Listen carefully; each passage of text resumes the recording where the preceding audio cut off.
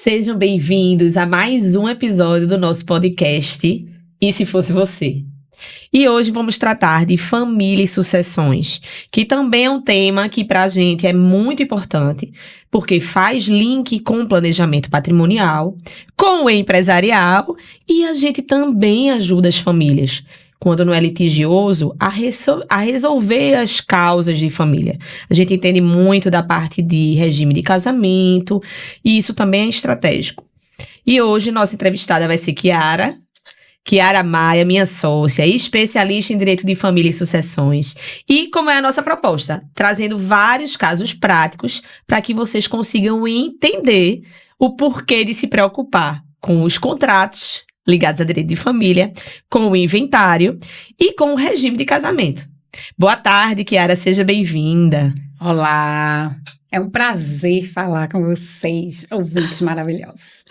Pronto, hoje tem uma pergunta que vai nortear o nosso programa, que Perfeito. Você confiaria o seu patrimônio a um relacionamento sem contrato? Perfeito. É uma reflexão muito importante, que nem todos têm a consciência de que precisa fazer, mas todos deveriam. Kiara, você confiaria o patrimônio a um relacionamento sem contratos? Eu não. Eu não, me digo logo que... Como o planejamento jurídico familiar evita esses conflitos, essas perdas, esses litígios? Traga pra gente um caso prático relacionado ao tema. Então, vou falar agora sobre um contrato de namoro, certo? Que é bem importante. As pessoas não têm, às vezes, essa noção, né? Por que isso? Porque hoje em dia os namoros estão ficando cada vez mais sérios. As pessoas não sabem quando começa e quando termina o namoro. E isso pode incorrer em união estável. E a união estável tem obrigações e deveres que no namoro não tem. Né? Exatamente. Então, é muito importante realmente definir o que você está vivendo naquele momento. Porque só o casamento, através do ato formal, né? Que o casamento, ele é um contrato. As pessoas não sabem disso, mas é um contrato. E aí, formaliza no cartório, né? Através da certidão de casamento. E fica já estabelecido ali quando você determina o seu regime de bens. Né? Que também às vezes precisa de uma situação que anteveja através do pacto antinupcial para dizer quais são as regras do jogo, né? Então, uma orientação de advogado não é falta de amor não, minha gente. Uma orientação de advogado vai trazer para você e para o seu cônjuge, para o seu companheiro e para o seu namorado as cláusulas certas, né? A forma certa que você quer viver aquele relacionamento. E hoje em dia, como está tudo muito aberto, vamos dizer assim, precisa cada vez mais você se resguardar de qualquer coisa. Para que o destino do seu patrimônio não seja algo que você não deseja. Porque cai na mão do juiz, aí, veja, entendimento... Sem falar que é caro, demorado, doloroso, gera briga. Exato. Então, planejar é sempre o caminho para não ter brigas, não é? Exatamente. E como eu ia falando, o que eu quero trazer para vocês é um caso que, para a gente, foi muito interessante até, porque já estava mais ou menos combinado entre eles que existia esse contrato de namoro. A gente tem um cliente que chegou no escritório e disse, eu já namoro com essa pessoa há algum tempo e eu quero que a gente estabeleça as regras do jogo. E foi através de um contrato de namoro porque foi a melhor estratégia para eles. Eles não queriam formalizar um casamento no momento. Ele é um empresário. Há riscos na atividade empresária que poderia resvalar nela porque ela é uma alta executiva. Ela tinha bens, né? Ela tem bens, na verdade. Ele tem filhos, né? De um primeiro casamento. E isso poderia atrapalhar aí a relação deles. E foi tudo organizado no contrato de namoro, né? E com cláusulas que ficou confortável para eles. Não existe ainda, porque existe o namoro, efetivamente. Então, não existe ainda a objetividade de constituição de família, né, entre eles. Porque o contrato de namoro é assim, né, Kiara? Ele Isso. só é válido quando o casal ainda não tem Isso. o interesse em constituir família. Exato. Eles, de fato, eram namorados, frequentavam suas casas, viajavam Exato. juntos, mas a ideia de formar família ainda não existia. E ainda atrairia o risco empresarial para ela. Exato, desnecessário. Desnecessário. Né? E, de todo jeito, ele também tinha um filho e tinha que resguardar o filho enquanto não decidisse casar com ela.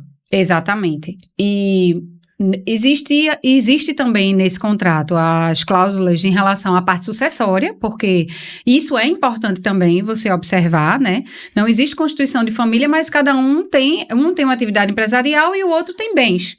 Né? Então, tem que haver essa clareza no contrato para que os bens dela não fossem parar para o filho dele, porque numa situação dessa, havendo se chegar a igualar a união estável, né? Porque isso teria que ser uma briga judicial. Existe a possibilidade de reconhecimento de união estável pós-morte, tá, gente? Então, numa situação dessa, em que ele não tá mais aqui e ela fica, quem disputa os bens é o filho do primeiro casamento. Veja, ela ia estar totalmente em risco, né? Então, foi um ajuste muito bem feito entre eles. E o contrato de namoro trouxe essa tranquilidade para eles. Né? O contrato de namoro, você não pode pensar como um desamor, um desafeto. Isso é maturidade, né, num relacionamento.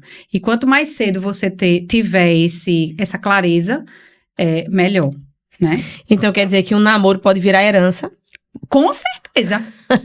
E aí, o que todo mundo achava que era uma brincadeira, porque contrato e namoro parece brincadeira, né? Parece brincadeira. Não é. Quando ele é feito no momento certo, ele evita que o namoro vire uma herança, né? Cada um tem os seus direitos e suas obrigações de acordo com o tipo de relacionamento que decide ter com um parceiro. Os filhos também ficam resguardados, a empresa fica resguardada e os riscos ficam onde tem que ficar. Perfeito, Kiara. É importante deixar essa lição de que sem contrato, o afeto ele vai virar uma sociedade. E uma sociedade tem obrigações, né? Então, fique esperto. Vamos falar sobre um segundo caso? A gente queria que você trouxesse pra gente a situação daquele empresário que era casado em comunhão parcial de bens. Na constância da união, ele montou uma empresa e chegou a se divorciar 18 anos depois. E a esposa foi para a justiça. Como foi? Conta pra gente aí essa situação. Como ela foi para a justiça? Se a empresa foi ele que constituiu, ele que trabalhou, ele que fez tudo, por que ela vai ter direito à metade dessa empresa? Esse regime era o regime parcial, né?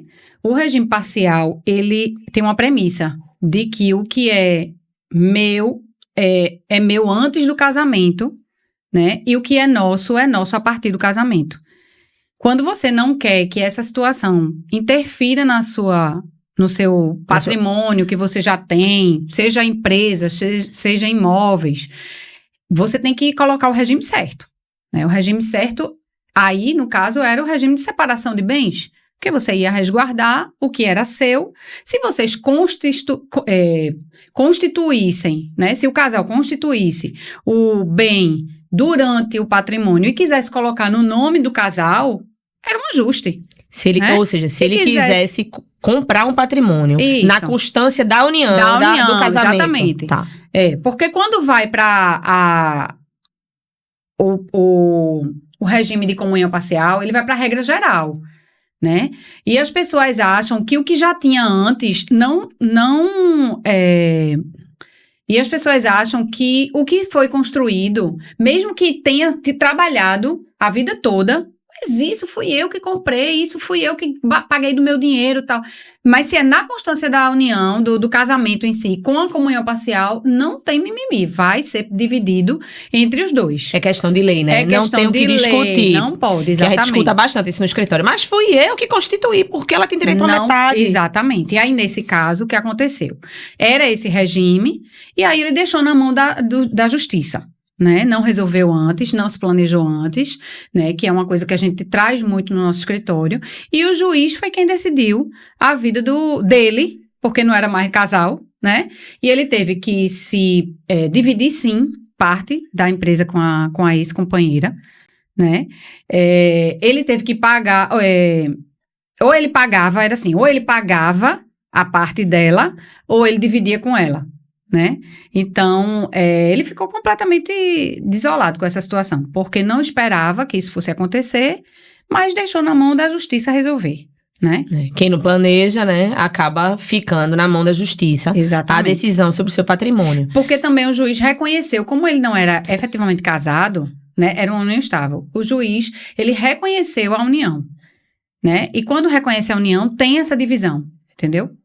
Ele era casado no regime parcial de bens, nesse caso. Não, ele era união estável. Não, esse caso da empresa, ele era casado com comunhão parcial de bens.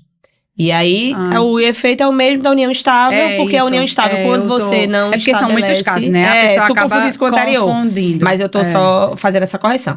E aí, também, pegando o gancho, que vai ser o motivo de um outro podcast, mas tem uma questão empresarial aí também. Sim. Né? Porque se ele, na empresa, tivesse colocado a estratégia certa no acordo de acionista, no contrato social, poderia impedir que ela entrasse na sociedade. Exato, né? evita que terceiros invadam, né? Invadam a sociedade, porque não existia o afeto societário. Eles não conseguiam mais nem ser marido e mulher, como é que eles iam ser sócios na mesma empresa, né? Muito difícil, né? O brasileiro não tem essa maturidade de um modo geral, né? De um modo geral, mas fica a lição. Tem empresa, a empresa é só sua, não quer, a esposa não tem nada a ver, ou a companheira não tem nada a ver com a empresa, tem que fazer o regime, tem que fazer o pacto antinupcial com o regime correto, que é a separação de bens. E na empresa, a estratégia correta para que terceiros não entrem sem a sua aprovação, né? Ele poderia ter resolvido também através da holding, né? Que a gente também traz muito isso em nossas falas, né? Nos nossos podcasts, na nossa rede social, né? Que a holding realmente vai trazer aí uma organização... Uma estratégia, né? Completa. Uma organização estratégica para esse tipo de situação. É porque a gente trabalha com a parte sucessória e de família, especificamente com a estratégia para a família. A gente trabalha com empresarial, para empresários, mas a gente também faz o planejamento patrimonial que junta tudo numa estratégia macro. E aí, na estratégia macro, a gente olha regime de casamento, a gente olha contrato social, a gente monta empresas novas, a gente faz acordos de acionista, e isso deixa a família resguardada em todas as áreas. Mas, Kiara, voltando para a família e sucessão, que é o tema do podcast de hoje. Perfeito. Né?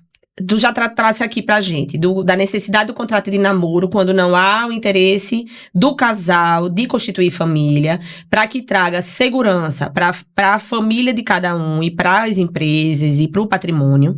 Você já trouxe o caso de casamento com comunhão parcial de bens, que um divórcio acabou interferindo na empresa do marido, porque eles eram casados em comunhão parcial de bens. E eu queria que tu trouxesse pra gente um exemplo de sucessão. E sobre sucessão, eu tenho uma frase que vai nortear esse caso prático, que é: quando a lei ignora os laços reais. Quando a lei ignora os laços reais. Essa situação foi bem complicada e foi selecionada a dedo. É verdade. Para que vocês entendam que tudo pode acontecer. Tudo pode acontecer, é verdade. Então, a gente já fala aqui alguns movimentos nossos sobre inventário, né? Que a ideia é que você evite o inventário, porque você evita a dor, você evita todo um transtorno familiar mesmo, de organização quando a pessoa não está mais aqui, você evita custos, né? Evita a demora de um inventário, seja ele judicial ou consensual, né? E aí, nesse caso, o que aconteceu? A nossa cliente era uma jovem de menos de 40 anos. Né?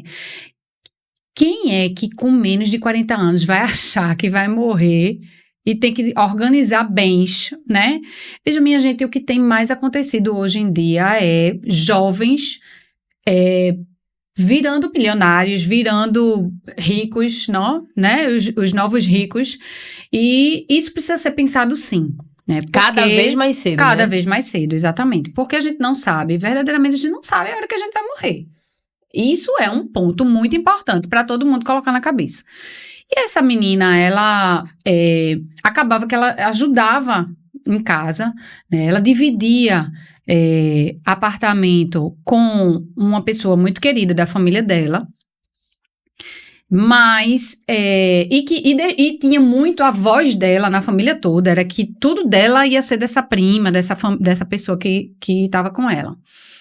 Ela não tinha mais a mãe em vida, a mãe já não estava mais aqui, e o pai, que era o único herdeiro dela, não era uma pessoa que ela tinha boa convivência, né? Ou seja, ela não tinha relação nenhuma com essa pessoa. E ela tinha um irmão também, de sangue. Mas a questão é, quando você vai na questão da sucessão, quando você vai para baixo, são os filhos. Ela não tinha filhos. Ela não era casada e não tinha filhos. Quando você vai para cima, né? Porque a sucessão, ela faz isso. Ela cruza descendentes e ascendentes. Quando você veio para baixo, não tem filhos. Quando você vai para cima, ela não tinha mãe e tinha um pai que ela não se dava.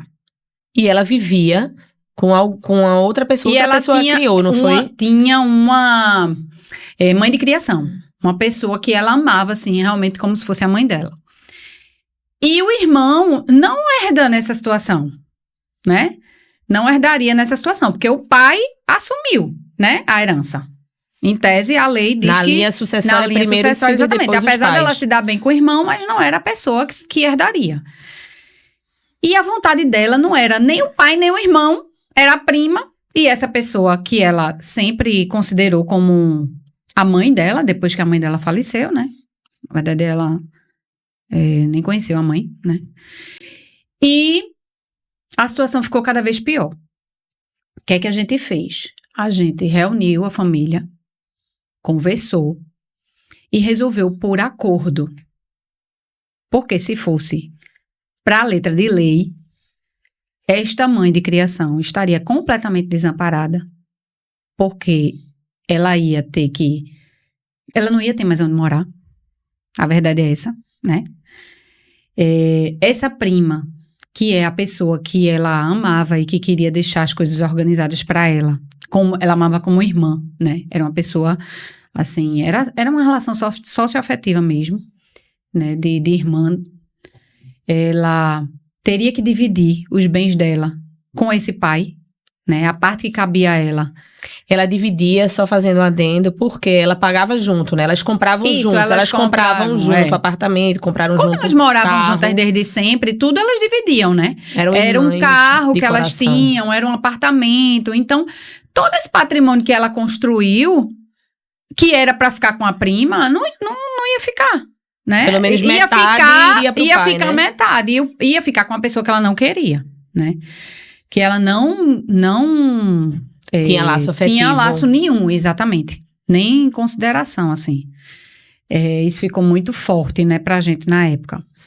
O Kiara, e esse acordo foi super difícil. Eu me lembro que exigiu muito da gente, até porque só se resolveu por acordo porque o pai abriu mão, né? Foi. No contexto, a gente conseguiu familiar fazer com que ele entendesse qual era a vontade dela e ele abriu mão, enfim, em prol de um acordo financeiro estabelecido na época. Ele abriu mão depois de muita conversa, né? Porque realmente mas não foi muito fácil. Mas o destino não seria esse. Não. Se fosse pelo caminho normal, o máximo que iria acontecer era a prima ficar com a parte do patrimônio que ela pagou, a parte que era da que faleceu, porque teria comprovação, né, disso. E até existiriam outras estratégias que pudessem salvar alguma coisa, como um reconhecimento socioafetivo dessa mãe pós-morte. Mas era tudo muito complexo, demorado e caro. Muito né? Era tudo muito porque quando você joga para o judiciário, você abre um leque. Exatamente. E a gente não teria como prever se o juiz ia entender da mesma forma que a gente, né? A relação socioafetiva, a gente teria até como comprovar para que ela ficasse, né, como a pessoa responsável, porque ela assumiria até essa parte aí da descendência também. Exatamente. Da ascendência. Da ascendência, é verdade. É isso, né? Quando a lei reconhece o vínculo de sangue, mas não de afeto. Isso.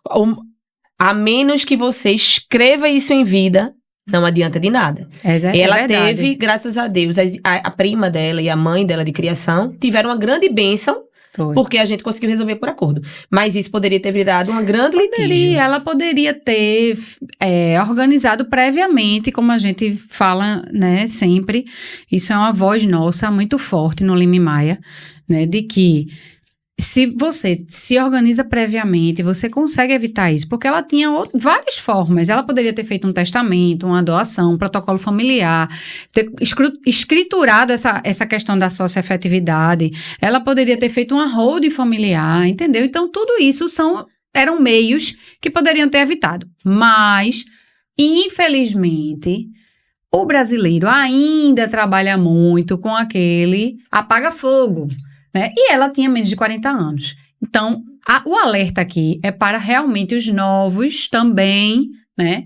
Para que se organizem previamente. E tivemos o caso da cliente que fez o protocolo familiar com antecedência, que a gente tratou no episódio que a gente fez sobre planejamento patrimonial. Todo mundo pode planejar, independente da situação.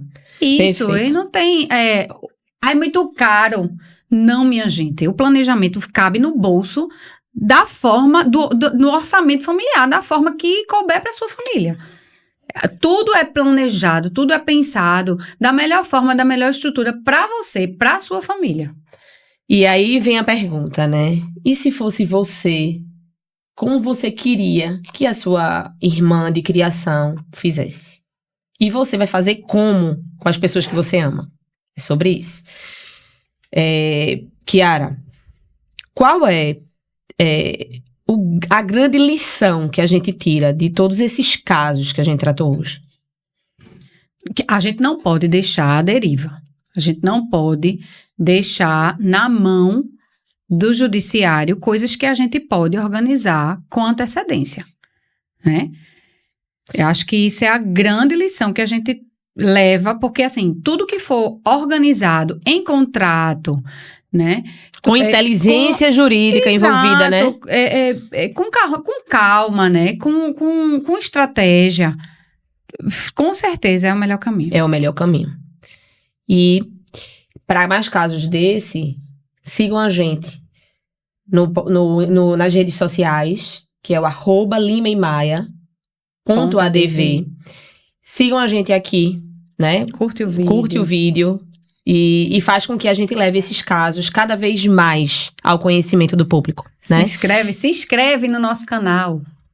É isso. Obrigada pela participação, Kiara, foi maravilhoso. É isso, a gente percebe na sua fala o quanto é doloroso para as famílias passar por essas situações e como elas podem ser evitadas. É verdade. E isso tudo baseado em casos efetivamente ocorridos, né? A gente não traz aqui os dados completos, nem o nome de cliente, mas são todos baseados em fatos reais, porque a ideia é que vocês entendam as situações e façam diferente, né? Partam pro planejamento. E se perguntem, né? E se fosse comigo, né? Porque aí se fosse você, a intenção é essa. Kiara, lembrei de outro caso que eu queria muito que você comentasse. Um homem, na casa dos seus 80 anos, ainda ativo profissionalmente, morando no interior, se apaixona por uma mulher na casa dos 50 anos. Só que ela não tem renda. E ele tem uma renda alta. Alta. Mais de 50 mil, fora grande patrimônio e herdeiros. Ele começa a se relacionar com ela e a família fica tensa. Porque o que é que essa mulher quer com ele? Será que é um sentimento genuíno? Eles não são casados, eles não moram juntos. Eles são efetivamente namorados, mas ela cada vez mais frequenta a casa dele. E quando os filhos chegam na casa dele no final de semana, ela está dentro da casa dele. Quais os riscos que isso pode trazer? Que essa situação pode trazer? Quais os riscos? Quais as soluções, enquanto advogada e especialista em direito de família e sucessões, você daria para essa família? Como você acalmaria o coração desses filhos? Essa situação é bem emblemática e típica do brasileiro, né? Infelizmente, as pessoas se levam pelo meu bem, e esquecem que depois tem os meus bens, né? Um contrato de namoro resolveria completamente essa situação, Aline. Completamente. Cláusulas estabelecidas, bem estruturadas, resolveria tranquilamente a situação, deixaria os filhos acobertados, né? Essa jovem senhora não entraria como herdeira em canto nenhum, porque ela realmente estaria enquadrada como namorada, né? E o pai, o namorado, né, estaria também tranquilo em relação à sua parte de ter construído o seu patrimônio e deixar para os seus filhos, né, o legado para quem caberia de fato. Aprofundando um pouquinho mais essa situação, a gente teria outras soluções, né? Dependendo da quantidade de bens que ele tivesse, ele podia constituir a holding. Sim. E aí ele protegeria também esse patrimônio. Os filhos poderiam ficar responsáveis por essa holding. E tem outro detalhe. Se ele não tem certeza se ela, de fato, tem um sentimento genuíno por ele, imagina também em caso de invalidez. Se ela pleitear uma união estável, uma curatela em nome dela, veja como esse homem fica fragilizado. É verdade. Veja como esse homem fica fragilizado. O leque é muito amplo, minha gente.